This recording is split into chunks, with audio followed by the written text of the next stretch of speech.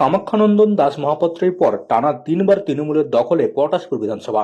কখনো 29,888, আবার কখনো 9,994 ভোটে বিজেপিকে হারিয়েছে তৃণমূল। এবার সেই পটাশপুরে তৃণমূলের বিরুদ্ধে বিজেপি প্রার্থী প্রাক্তন ভারতীয় সৈনিক তপন মাইতি। 2013 সালে সেনাবাহিনী থেকে অবসর নেওয়ার পর তিনি গেরুয়া শিবিরে যোগ দেন।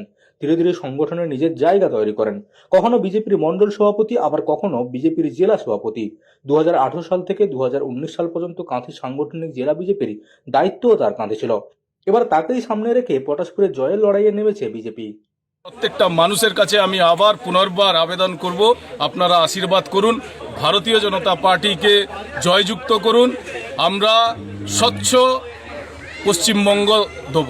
দেখুন, মানুষ বহুদিন ধরে অপেক্ষা করে আছে, ভারতীয় জনতা পার্টিকে জেতাবে। আজকে প্রার্থী হওয়াতে পটাশপুরে শুধু আমাদের কর্মী নয়, সাধারণ মানুষ উচ্ছ্বসিত। প্রার্থী ঘোষণা